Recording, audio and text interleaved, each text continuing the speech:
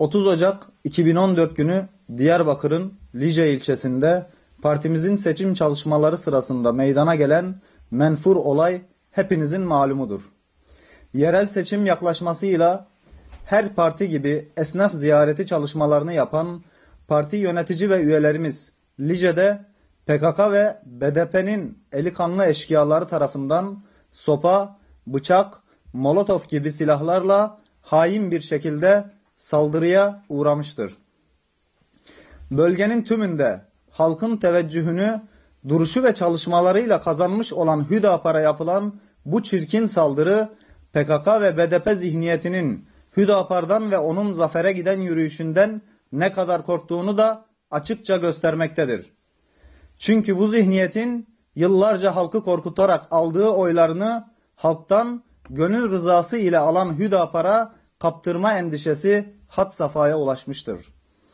Yaptıkları her resmi beyanatta demokrasiden ve demokratik seçim çalışmalarının önünün açılmasından dem vuran ve yıllardır mağdur politikası yapan BDP, işin ucu İslami camialar ve onların sesi olan Hüdapar'ın saltanatlarını sarsma konusuna gelince söylemlerini harekete dönme noktasında militarist ve faşist anlayışa bürünerek ikiyüzlülüklerini bir kez daha ortaya koymuşlardır. Ayrıca İslam'a ve İslami camialara yapılan her saldırıda olduğu gibi yine bu saldırıda da polisin tutumu gözlerden kaçmamalıdır. Kolluk kuvvetlerinin hem saldırgan BDP'lilere müdahale konusundaki tavrı hem de Hüdapar üyelerinin araçlarının yakılmasına göz yummaları gündemde olan paralel yapıyla faşist sosyalist yapının hedefte ortaklar mı sorusunu akla getirmektedir. Dikkate şayan bir diğer konu da saldırı esnasında kameralara yansıyan ve bir elinde sopa, diğerinde fotoğraf makinesi bulunan bir provokatör.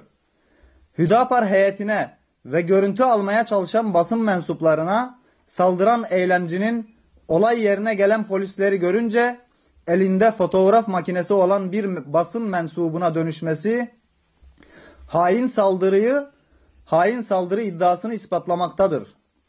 Kameralara yansıyan bu çelişkili durum olayın tamamen planlanmış olduğunu, farklı olaylardan etkilenerek gelişmediğini de göstermektedir.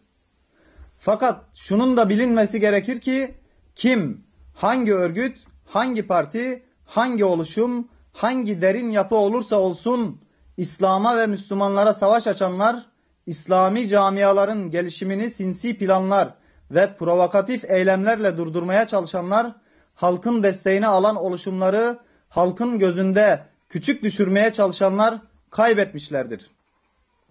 Ve yine ihlasla çalışıp halka hizmet edenler, ezilmiş halkların hakkını arayanlar, tevhid inancıyla ve ümmetsel bir bakış açısıyla Kur'ani çizgide yürüyen ve bu amaçla ev ev, köy köy, kapı kapı dolaşan mustazaflar kazanmıştır ve kazanacaktır.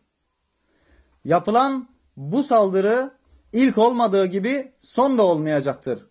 Fakat tarihte İslam'a, Müslümanlara ve mazlum halka yapılan her saldırıda olduğu gibi bu saldırıda da zararı failler görecek ve bu mustazaf halk onları ve sapık düşüncelerini sandığa gömecektir.